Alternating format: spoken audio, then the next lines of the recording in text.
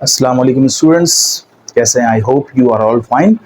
Last video में हमने work की डेफिनेशन पढ़ी थी और वर्क को एक्सप्लेन भी किया था फॉर्मूलाज के साथ, और उसके कितने यूनिट्स होते हैं सीजीएस में, एमकेएस में और एसआई यूनिट्स में। ठीक है, ये हमने सब पढ़ लिया था। आज हम पढ़ेंगे टाइप्स ऑफ वर्क या फिर केसेस ऑफ वर्क। वर्क के कितने केसेस होते हैं या फिर कितनी टाइप्स होती हैं वो हम पढ़ेंगे। तो सबसे पहली टाइप को हम कह रहे हैं टाइप 1 या केस 1। ठीक है स्टूडेंट्स, अब ये देखिएगा, ये एमसीक्यूज के हवाले से बड़ा इंपॉर्टेंट क्वेश्चन है। If the angle between the force and displacement is 0 degree. अब जरा गौर करें, ये एक बॉक्स है, ये एक ऑब्जेक्ट है, ये एक बॉडी है। इस पे आपने फोर्स लगाई इस तरफ, ठीक है, राइट पे फोर्स लगाई, तो ये ऑब्जेक्ट कहाँ जाएगा? लाजमी सी बात है, ये डिस्प्लेसमेंट कवर करेगा उसी तरफ जिस तरफ फोर्स लग रही है। फोर्स का डायरेक्शन कैसे था? ऐसे, ठीक है। और ये बॉक्स कैसे डिस्टेंस कवर कर रहा है? ये बॉक्स भी ऐसे डिस्टेंस कवर कर रहा है। ठीक है, तो फोर्स और डिस्प्लेसमेंट दोनों का डायरेक्शन क्या है स्टूडेंट्स? दोनों के डायरेक्शन पैरेलल हैं। एक ही सिम्थ में दोनों के डायरेक्शन है। फोर्स भी आप ऐसे लगा रहे हैं, ठीक है, और डिस्प्लेसमेंट भी ऑब्जेक्ट ऐसे कवर कर रहा है। तो जब भी फोर्स और डिस्प्लेसमेंट के डायरेक्शन पैरेलल होंगे तो उन दोनों कंपोनेंट्स के दरमियान, दैट इज फोर्स का और डिस्प्लेसमेंट, ये दो क्वांटिटीज हैं, इनके दरमियान जो एंगल बनेगा वो कितना होगा स्टूडेंट्स? वो होगा 0 डिग्री। और जब भी 0 डिग्री एंगल होता है तो द वर्क इज पॉजिटिव। ये समझ में नहीं आया होगा, वो आपको मैथमेटिकली समझाता हूँ मैं आपको। फोर्स का वर्क का फॉर्मूला होता है W is equals to f S cos theta. Theta लगाया है क्योंकि अभी हम एंगल की बात कर रहे हैं। ठीक है स्टूडेंट्स, तो थीटा की प्लेस पे आ गया 0, और आप साइंटिफिक कैलकुलेटर से निकालें या फिर आपने 10th स्टैंडर्ड में पढ़ा होगा कि cos 0 किसके बराबर होता है? cos 0 1 के बराबर होता है, और 1 को fs से मल्टीप्लाई कराएंगे तो आंसर आएगा W is equals to fs। तो it means whenever the direction of force and displacement are parallel the angle between them is 0 degree and work is said to be positive. देखें, जो answer आया plus में आया minus में आया, ये answer plus में आया, तो इट मीन्स कि वर्क हुआ है। और कैसा वर्क हुआ है?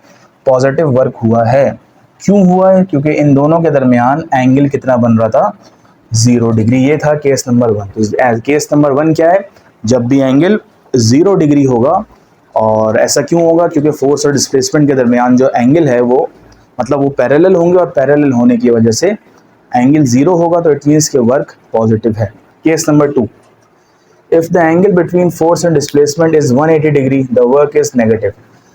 अब इसको समझा आपने, पुली देखा होगा, ठीक है, पुली देखी है आपने। आप एक तरफ से नीचे फोर्स लगा रहे होते हैं, ठीक है। फोर्स कहाँ लग रही है स्टूडेंट्स? फोर्स लग रही है यहाँ पे डाउनवर्ड, ठीक है, ये डाउनवर्ड फोर्स लग रही है। किसी भी चीज़ को आप लिफ्ट करते हैं तो फोर्स आप रस्सी पे नीचे की तरफ लगाते हैं, और वो जो बॉडी है, वो जो ऑब्जेक्ट है, वो कहाँ जा रहा होता है? वो जा रहा होता है ऊपर। तो इट मीन्स के फोर्स तो लग रही है नीचे, लेकिन ऑब्जेक्ट कहाँ जा रहा है? ऊपर जा रहा है। कुएं में देखा होगा, पुली लगी होती है वेल में, क्या करते हैं? नीचे की तरफ खींच रहे होते हैं, और वो जो बकेट है, जो वेल के अंदर, कुएं के अंदर बकेट होता है, वो कहाँ आ रहा होता है? ऊपर आ रहा होता है। तो जब भी फोर्स और डिस्प्लेसमेंट दोनों के डायरेक्शन कैसे होंगे स्टूडेंट्स? अपोजिट होंगे। मतलब अगर एक नीचे जा रहा है, ठीक है, और तो एक ऊपर जा रहा होगा, या फिर एक सीधे हाथ पे जा रहा है तो एक उल्टे हाथ पे जा रहा होगा, तो इन दोनों के दरमियान जो एंगल बनेगा वो हमेशा क्या होगा? 180 डिग्री का एंगल होगा। और जब भी एंगल 180 डिग्री का होता है तो वर्क जो होता है वो नेगेटिव होता है। कैसे? अब यहाँ देख लें, फॉर्मूला आपको पता होगा, F S cos of theta. Theta की जगह 180 पुट किया, और साइंटिफिक कैलकुलेटर से अगर आप cos 180 की वैल्यू निकालें तो you will get -1, and -1 into f s is equals to minus f s. -1 को एफ एस से मल्टीप्लाई करें, आपको माइनस में वैल्यू मिलेगी, और माइनस में वैल्यू मिलने का मतलब ये है कि वर्क तो हुआ है, लेकिन वर्क कैसा हुआ है? नेगेटिव हुआ है। तो स्टूडेंट दोबारा सुन लें, जब भी फोर्स और डिस्प्लेसमेंट के दरमियान एंगल बनेगा 180 डिग्री, और एंगल 180 क्यों बनेगा? क्योंकि दोनों के डायरेक्शन ऑपोजिट हैं, ठीक है। तो वर्क होगा नेगेटिव और एंगल होगा 180, ये आपने पता लगा लिया यहाँ से, ठीक है। तो दो केसेस होगा वर्क के। तीसरा लास्ट केस देखते हैं, if the angle between force and displacement is 90 degree. अब देखें, पहला था 0 डिग्री, दूसरा था 180 डिग्री, तीसरा है 90 degree. There will be no work and work is said to be 0, ठीक है। अब ये कह रहे हैं अगर फोर्स और डिस्प्लेसमेंट के बिटवीन जो एंगल है वो 90 बनेगा, तो इट मीन्स कि उस पर कोई काम नहीं हुआ। कैसे काम नहीं हुआ? अगर आप एक काम करें, बकेट होती है, ठीक है, वो नीचे रखी हुई है ज़मीन पे। अब आपने बकेट उठाई, ठीक है, अपने सर पे यूं करके रखी और आप कहीं भी चले गए। तो ये देखें, इसकी एग्जांपल देखें, ये छोटी बकेट है, ये ग्राउंड पे रखी हुई थी, आपने इसको अपने ऊपर उठाया, सर पे रखा, ठीक है, और आपने इस तरफ मूव करना शुरू कर दिया, ये आपने डिस्प्लेसमेंट कवर करना शुरू कर दिया, ठीक है।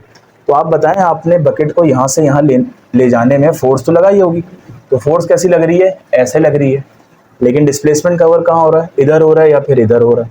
तो इट मीन्स क्या हुआ कि फोर्स और डिस्प्लेसमेंट के दरमियान एंगल कितना बन रहा है स्टूडेंट्स?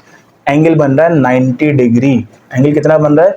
90 डिग्री। और 90 डिग्री को आप मैथमेटिकली सॉल्व करके देखें कैसे सॉल्व होगा। फॉर्मूला होगा एफ एस कॉस थीटा, और कॉस थीटा थीटा की प्लेस पे 90, और cos 90 as we all know किसके बराबर होता है? 0, और 0 इंटू एफ एस क्या हो गया? 0। तो थर्ड केस क्या था? थर्ड केस को कहते हैं हम जीरो वर्क, मतलब वर्क नहीं हुआ है। क्यों नहीं हुआ है?